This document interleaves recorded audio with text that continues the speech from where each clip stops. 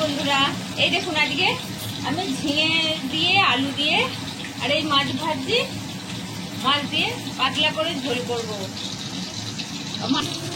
এই দেখুন আস্তে আস্তে মাছ আছে, ভেজে নিই, দিয়ে তারপর ঝোলটা রান্না করছি, আপনাদের দেখাবো। এই দেখুন সব মাছগুলো ভেজে তুলে নিয়েছি। ওই মাছ ভাজার তেলে দিই একটুখানি জিরে আর একটা শুকনো লঙ্কা ফোড়ন দিয়ে নিলাম। ফোড়নটা আমার একটু ভাজা হোক, তারপর আমি আলু ঝিঙে সব দেবো। আলুগুলো আমি দিয়ে নিলাম, ফোড়নটা আমার ভাজা হয়ে গেছে। এবার আলুগুলো একটু লাল লাল ভাজা হবে, তারপর আমি ঝিঙে দেবো। এই দেখুন আলুটা একটুখানি ভেজে নিই, নিয়ে তারপর আমি ঝিঙে দেবো। এই দেখুন আলুটা আমার একটু ভাজা হয়ে গেছে, এবার আমি ঝিঙেগুলো দিয়ে দিই। পটল বরবটি দিয়ে হতো, কিন্তু আজকে আমার মেয়ে বলেছে শুধু ঝিঙে দিয়ে ঝোল খাবো। ভালো করে আমি ঝিঙেগুলো ভেজে নেবো, নইলে ঝিঙেগুলো থেকে কাঁচা কাঁচা গন্ধ বেরোবে।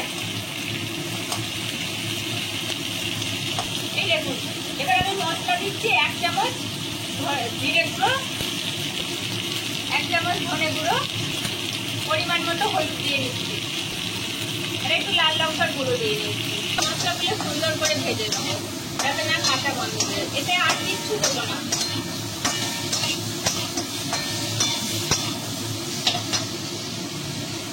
পরিমাণ মতো নুনও দিয়ে নিলাম।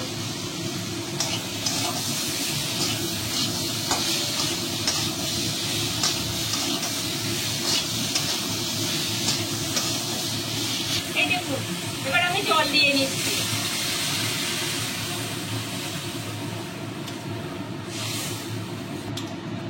এই দেখুন আমি জলটা দিয়ে নিলাম। আমি এবার এটাতে চাপা দিয়ে দেবো, দিয়ে মিনিট 10 ফোটাবো।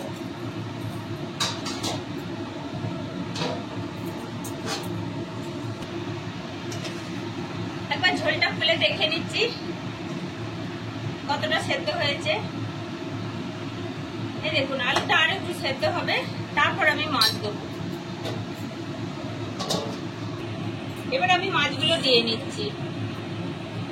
মাছগুলো দিয়ে মিনিট 5 ফুটবে, তারপর আমি নামিয়ে নেবো।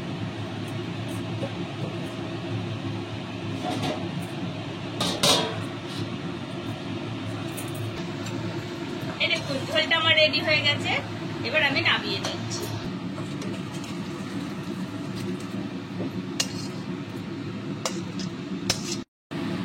যদি আপনাদের এই ঝোলটা দেখতে ভালো লাগে তাহলে সবাই লাইক করবেন, শেয়ার করবেন, কমেন্ট করবেন, সবাই মিলে সাবস্ক্রাইব করবেন।